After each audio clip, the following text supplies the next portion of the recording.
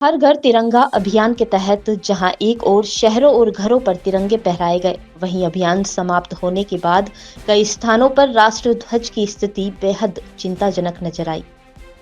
शहर के विभिन्न इलाकों में लगाए गए तिरंगों की बेकदरी साफ दिखाई दे रही है। कहीं तिरंगा फटा हुआ मिला तो कहीं आधा झंडा लटका नजर आया, जबकि कई जगहों पर सिर्फ तिरंगे का डंडा ही शेष बचा रहा।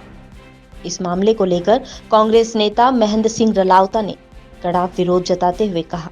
कि हर घर तिरंगा अभियान एक सराहनीय पहल थी और जनता ने इसे पूरे उत्साह के साथ अपनाया था, लेकिन कुछ ही समय बाद तिरंगे की इस दुर्गति को देखकर बेहद अफसोस होता है।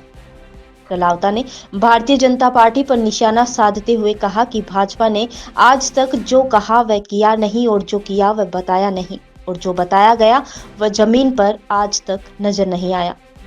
उन्होंने आरोप लगाया है कि भाजपा सिर्फ वोटों के लिए मोटिवेट कर तत्कालीन राजनीति लाभ लेने का प्रयास करती है और उनकी प्राथमिकता केवल सत्ता में बने रहना। कांग्रेस नेता ने दो टूक कहा कि सरकार आती है और जाती रहेगी, लेकिन राष्ट्र ध्वज का अपमान किसी भी सूरत में बर्दाश्त नहीं किया जाएगा। जिस तरह से शहर में जगह जगह तिरंगे की बेकदरी हो रही है वह अत्यंत ही निंदनीय है। उन्होंने राजस्थान सरकार और भारत सरकार से अपील करते हुए कहा कि जिन स्थानों पर तिरंगे की देखभाल नहीं हो पा रही, वहां या तो उन्हें पुनः सम्मान पूर्वक लगाया जाए या फिर उतारकर राज्य कोष में सुरक्षित जमा दिए जाए, ताकि राष्ट्रध्वज का अपमान ना हो। देखिए, इस देश की आज़ादी के आंदोलन में भारतीय जनता पार्टी का कोई योगदान नहीं था। जो कांग्रेस के जितने भी जो नेता थे उनको इन्होंने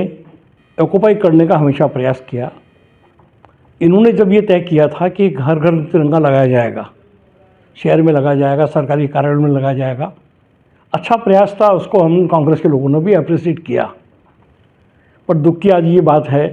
कि जहाँ जहाँ झंडे लगे उन झंडों की जो बेकदरी आज हो रही है,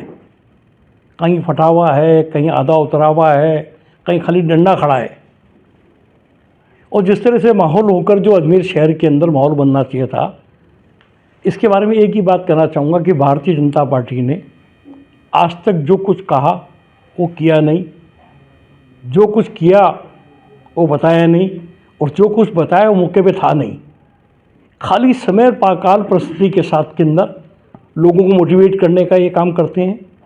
तत्कालीन लाभ लेने का प्रयास करते हैं, और प्रयास करने के साथ इनकी भावना खाली केवल मात्र सत्ता में आने की होती है। जब बिहार का चुनाव होता है तो कहते हैं मैं बिहार के अंदर में ये था, जब बंगाल का आएगा तो अब बंगाल में चले जाएंगे, क्योंकि मैं जो चाय बनाता था वो चाय बंगाल की आती थी, कभी आसाम की आती थी।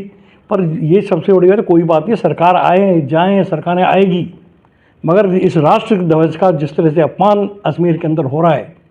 ये घोर निंदनीय है। मैं तो निवेदन करना चाहूँगा कि भारत सरकार से भी, निवेदन करना चाहूँगा राजस्थान सरकार से भी, कि वो तुरंत प्रभाव से जिन झंडों की बेकदरी हो रही है उनको या तो पुनः नए लगाएं, और नहीं तो उनको उतार के समेट कर अपने राज्य कोष में उनको जमा कराएं, ताकि उनकी बेकदरी नहीं हो,